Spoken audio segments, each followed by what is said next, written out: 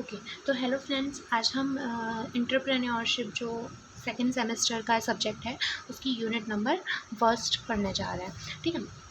Entrepreneurship बहुत easy subject है guys. इसमें आप बहुत इजीली स्कोर कर सकते हैं और आप आराम से लिख सकते हैं और अच्छा स्कोर कर सकते हैं। ठीक है। तो इस सब्जेक्ट को थोड़ा अच्छे से पढ़ लेना ताकि आप डीप में लिख पाएँ और अच्छे मार्क्स गेन कर पाएँ। ठीक है। तो एंटरप्रेन्योरशिप पढ़ने से पहले हम सबसे पहले पढ़ेंगे कि एक एंटरप्रेन्योर क्या होता है। ठीक है। तो अपन ये देखते हैं एंटरप्रेन्योर होता क्या है। तो कोई भी फर्म का ऑनर या बिजनेस का ऑनर, उसे बोलते हैं एंटरप्रेन्योर। ठीक है गाइस, इसका सही प्रोनाउंसिएशन वैसे एंटरप्रेन्योर है। ठीक है। और इसमें मतलब वो लोग होते हैं जो जिनका खुद का बिजनेस होता है या कि जो कि बिजनेसमैन एक तरह से हम कह सकते हैं। ठीक है। तो आप प्रैक्टिकली उसके बारे में लिख सकते हैं कि बिजनेसमैन क्या होता है क्या नहीं होता है। और फिर भी अगर आपको कोई डेफिनेशन या वर्ड्स चाहिए तो यहाँ पर मैंने मेंशन किया हुआ है कि एक entrepreneur is derived from the word French word, और इसका मीनिंग होता है to undertake.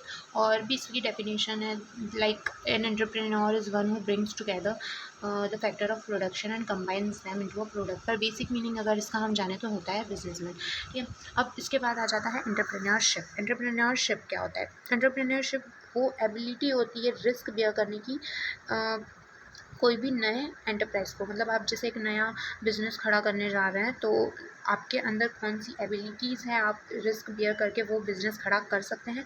That is the entrepreneurship. आपकी क्रिएटिविटी, आपकी इनोवेशन, जिसमें सारी चीज़ें आनी चाहिए। ठीक है। अब इसमें आप किसी के भी ऑथर या उनके डेफिनेशंस भी लिख सकते हैं, जैसे कि मैंने यहाँ पर मेंशन की हुई है। Entrepreneurship is the composite of 3 basic elements: invention, innovation and adoption. मैंने सबसे ईजी डेफिनेशंस यहाँ पर मेंशन की हुई है जिसका आप ईजिली यूज़ कर सकते हैं एग्जाम में। ओके।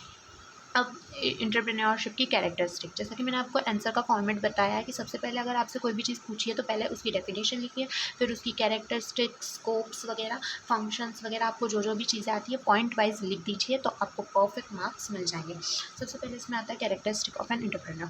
एंटरप्रेन्योर की क्या क्या काम होते हैं, क्या क्या कैरेक्टरिस्टिक होती है, वो कैसा होता है। तो उसमें आ जाएगा कि जो रिस्क टेकर होता है, इनोवेटर होता है, ऑर्गेनाइज़र होता है। यहाँ पर बहुत सारे लाइक अनसर्टेनिटी बियरर होता है, क्रिएटिव होता है, सेल्फ कॉन्फिडेंट होता है, ऑप्टिमिस्टिक होता है। अब बहुत सारे, जितने चाहें उतने सारी कैरेक्टरिस्टिक वहाँ पर मेंशन कर सकते हैं अगर आपको आंसर की लेंथ इंक्रीज़ करनी हो तो। इसके बाद आ जाते हैं हम फंक्शंस पे।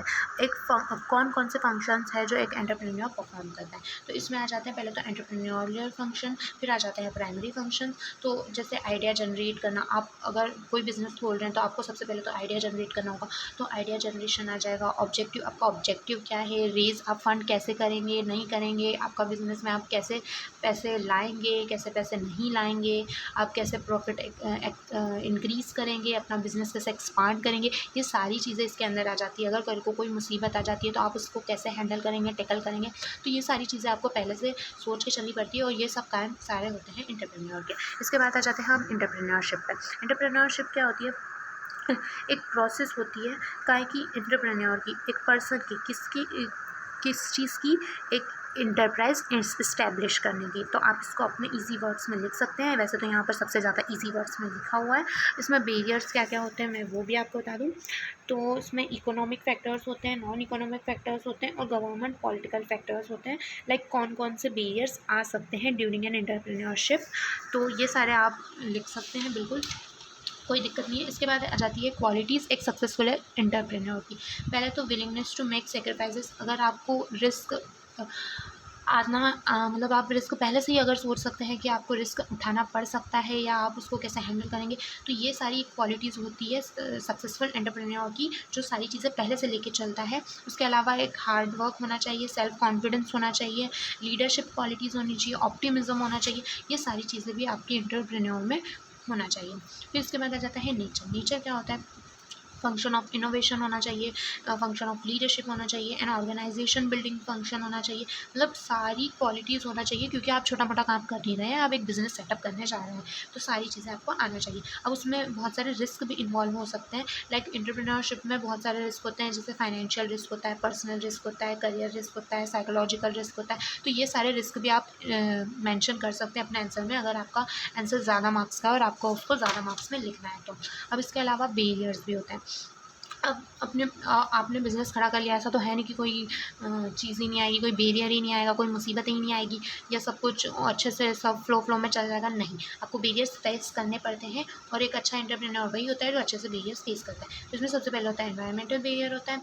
आप इसमें सारे पॉइंट्स लिख सकते हैं, चाहे लेक ऑफ स्किल्ड लेबर और जो भी है, ये सारे कमियों के कारण ये सारे बैरियर्स आ सकते हैं। उसके बाद आता है पर्सनल बैरियर। पर्सनल बैरियर में हो सकता है आपका अचानक से मूड ही ख़त्म हो गया हो बिज़नेस चलाने का, तो ये पर्सनल बैरियर के अंदर आ जाएगा। फिर आता है सोशल बैरियर्स भी आता है कि मतलब सोसाइटी की वजह से या कोई ट्रेडिशन कस्टम की वजह से आप आपका बिज़नेस नहीं लगा पा रहे हैं। लाइक आप साड़ी का बिज़नेस खोल रहे हैं फ़ॉरेन में और आपकी इतनी बिक नहीं रही है, तो आप बहुत परेशान हो रहे हैं। तो द थिंग इज़ कि आपने गलत जगह पे खोला है। आप सोशली आपको सबसे सारी चीज़ें पहले चेक करनी चाहिए, ट्रेडिशन लोगों का क्या है, वहाँ का कस्टम क्या है, उसके बाद ही आप एक अच्छा एंटरप्रेन्योर शिप कर सकते हैं प्रोसेस।